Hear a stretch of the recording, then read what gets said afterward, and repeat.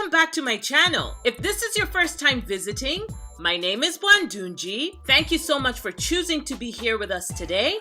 Please consider subscribing. I'm so excited to have this conversation with you today about the ways in which we can bring our writing from mediocrity to excellence. We all strive for excellence, but sometimes mediocrity sneaks up on you and just grabs a hold of your project, of your story, and tears it to shreds. A number of things that I have found out that sneak into your story to make it mediocre are the fact that you don't have an opinion. You don't have a strong view of how things should be. And your characters show it because they are just wishy-washy, they don't know what they're doing, or when they change their mind, we have no idea why. Your grammar is incorrect. This is a difficult one. For those of us who speak English as a second language, this can be a difficult one to master, but there's nothing for it. As you go, you figure out where your problems are, and you can even use online aids. There is no story. I read a story once about a man who was walking the streets of New York. We saw him go visit a professor, and then he bought some groceries, and then he did some other things. Oh my God. Away from me! There's no surprises in your writing. The characters in your book never find out anything that is brand new. They never come across something that changes their world. No surprises. You do too much showing. It is important for people to be able to set themselves inside your world, but don't bog down your story with tiny little details. The wood was yellow and it had brown streaks that looked like the tears pouring down a model's face, mascara streak.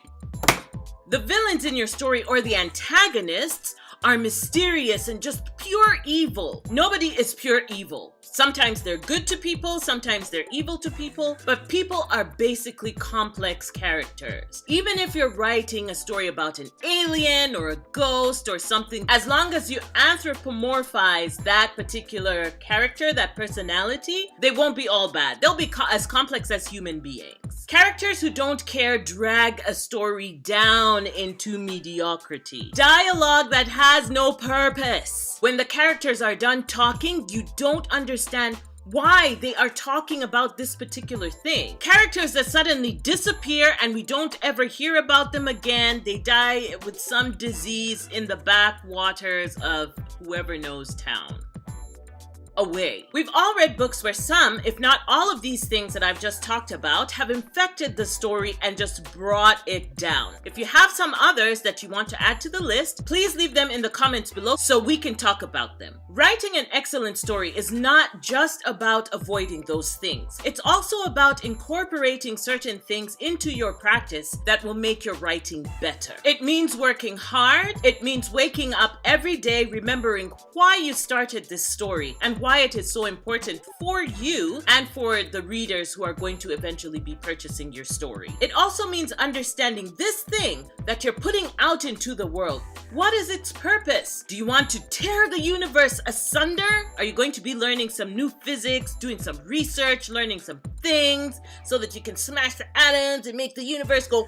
Or are you going to inspire people to start putting their money where their mouth is so that everybody can be brought into the 21st century? And once you connect with this on a regular basis, it gives you energy. It infuses you with inspiration to make sure that you complete your goals for the day. And once you connect with that purpose, you understand it, then it makes it so much easier because you're drawing inspiration from it to meet your goals. Excellence in writing also means being unapologetically consumed with doing the right things for your story. And the caveat here is not to copy what somebody else has said is the right thing for their story. That's their business. Yours is to focus on what is the right thing for your story to make it better and better every time that you work on it. There are 6 different things that I am doing that I have incorporated into my journey to make my writing better. Number 1, write often. Practice makes perfect. There are so many distractions that are just waiting to take you away from practicing your writing. TV, social media, physical fitness, even loved ones. Mwah, we love you. When it comes to time for writing, I just need to focus on the thing that I'm doing. I'm so sorry. I still love you. In order to make sure that you're writing every day, it may become important for you to include writing in your schedule, to carve out a time to make sure that you work on your writing project. I find that some days there's a dampening effect on me and nothing seems to go right, and whatever words I write, they just don't seem to connect with each other, and my characters suddenly lay on the ground and don't do anything. And that can derail your writing project, which is why I say write often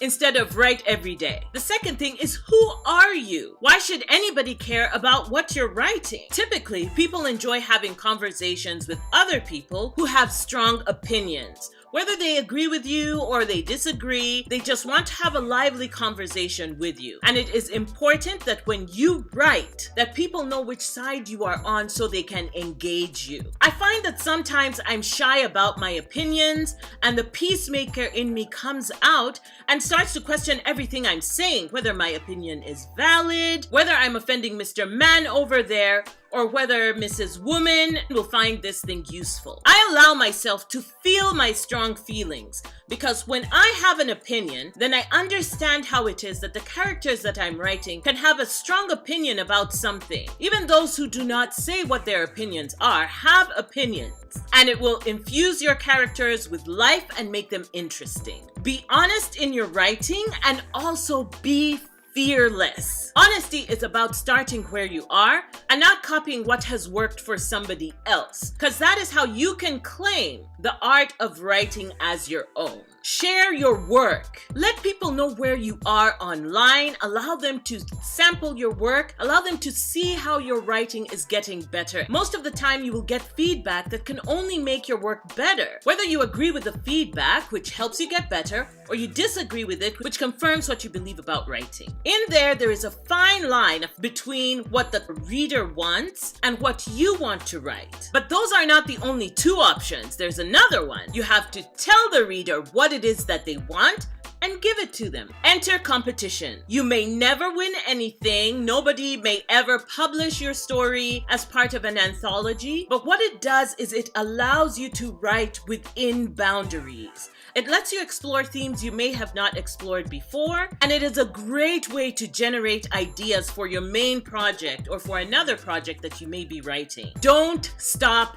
learning. I cannot emphasize this enough. The world changes so fast that sometimes it's faster than the actual spin of the earth. The thing that you learned in 2010 may now be completely obsolete, and you need to learn something brand new. Last week, an article came out about the shape of atoms, which apparently was very important in time travel, but they have discovered that atoms can sometimes be oblong. Now, as to whether oblong atoms will allow us to travel back in the future, that is still for the physicists to discover. But it also means that if I am tackling the theme of time travel, I have something new, something to think about, something different that I can put in. It may be complete fiction and not work in the physical world, but hey, until they discover something new, I got new science. Those are the 6 things that I have decided to incorporate in my journey towards excellent writing, and I hope that they will help you as well. If you have any other tips that have helped you in your writing journey, please go ahead and share them in the comments section so we can all become better writers and better storytellers. As always, thank you so much for being here with me today. Leave your comments in the comments section below so we can talk. Don't forget to like this video, and please share this video with someone who you think will be able to get some value from it. If you have not subscribed yet,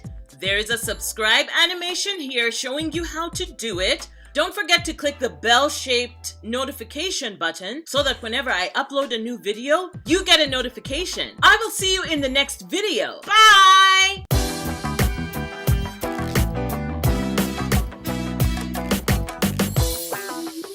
Como Maria, Alfea.